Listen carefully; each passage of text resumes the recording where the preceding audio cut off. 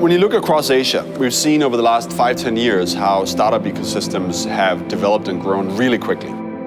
Startups have launched, people have started using technology in new ways. There's more and more access to investment. There's lots of money and resources going into startup ecosystems. We've started to see that happening in Myanmar, but we're still a bit behind some of the other countries around Asia. What we've seen over the last 5 years is that there's been a lot of validation happening. In the startup world, we always talk about sort of the lean startup approach, where you consistently validate on your hypotheses and you figure out what works and what doesn't work. And I think that's exactly what we've seen over the last 5 years. People have tested a lot of things. Some things didn't work out. Some things have worked well. Because we now have more of a community, we actually have a network now of entrepreneurs and people who some way or the other contribute to the tech ecosystem, and they connect and they talk and they exchange and collaborate. Because of that, we've now built up much more knowledge and much more experience about how do people in Myanmar use technology. And what does it look like if you're developing a tech product, if you're doing something in technology, how do you get it to people? How do you make sure that they use it, and how do you make sure they can benefit from that? I think we still have a lot of work to do there, but we see much more validation, we see much more data, and we see much more experience that's been built up around how people work with the consumers, work with the users, and develop tech products.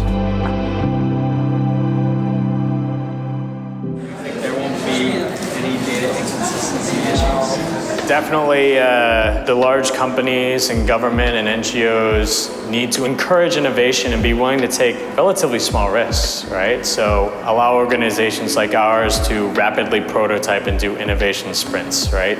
I think anything we've all learned is you can make recommendations, you can want somebody to change, you can tell them, why they need to change, but they're not going to listen to you unless they want to change.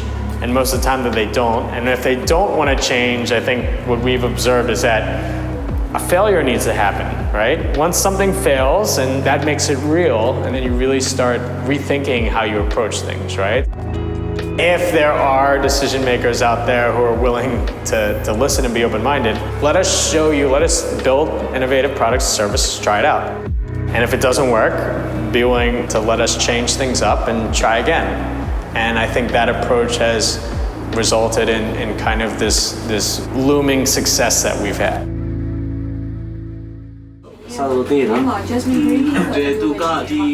I feel that the growth speed of our market sometimes, we don't see a similar rapid growth stage, in terms of tech ecosystems in Myanmar compared to Vietnam or Indonesia or Malaysia. I think partly because, even though we have very high mobile penetrations, our GDP per capita as Myanmar is still relatively low. We are still one of the poorest nations in Southeast Asia, so our digital literacy is relatively low. We are new to internet. We are very active, hungry use of internet, but we still have a huge gap for majority of consumers to close the gap. And because of that, I think as VC, it's a bit hard for us to experience the same rapid growth that is happening in other countries. So we need more patience, and I think some of the founders here need a bit of more guidance. Regional VCs are active in Myanmar for sure, but if you're talking about big names, you seldom see them even physically present in Myanmar, right?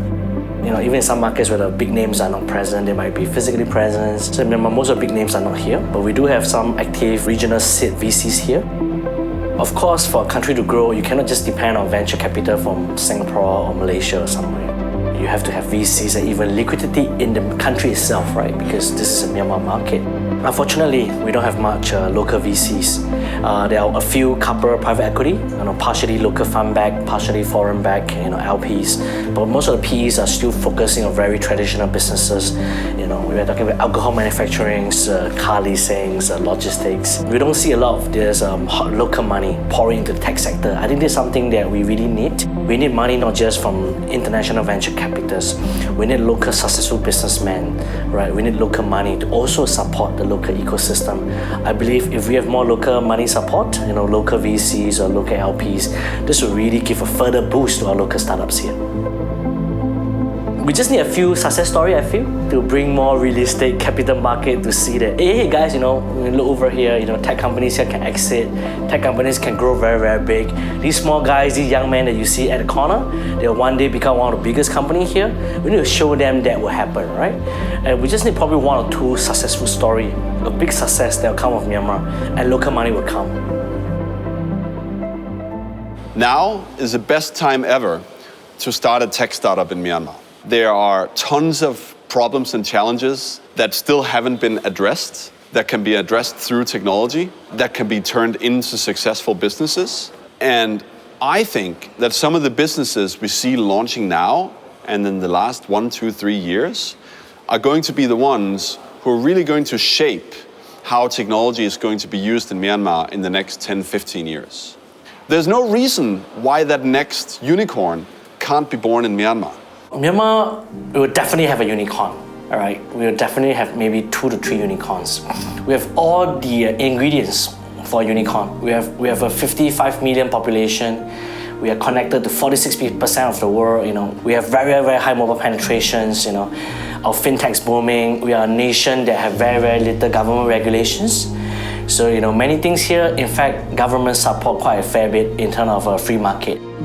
I mean, all these ingredients, young population, hardworking people that are, under the system for 20, 30 years, right? We welcome democracy, we welcome free market. All these people are hungry, entrepreneurs are hungry, young people want to achieve something.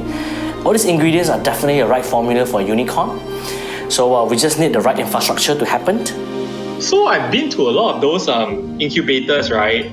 Or those those startups where all these young entrepreneurs, they'll come up, then they'll give their speech and their pitch. And you can see the social good or the social aspect is a very natural thing to the Burmese. Improving education, improving livelihood, improving the way they plant things. It's always trying to uplift lives. The whole fact that the motivation for them or the entrepreneurial instinct, right, is to be socially impactful. I think that is the main reason why the startup scene is so vibrant and why it will continue to be successful.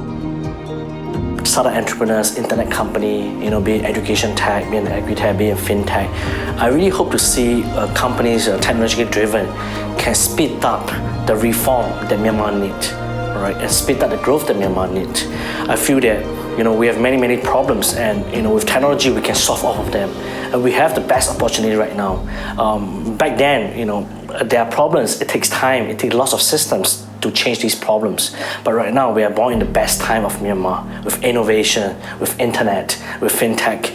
And given these opportunities, we should make use of this wave to in fact uplift Myanmar, right, from poverty to one of the strongest economies in ASEAN. I think it's something that we really hope to see.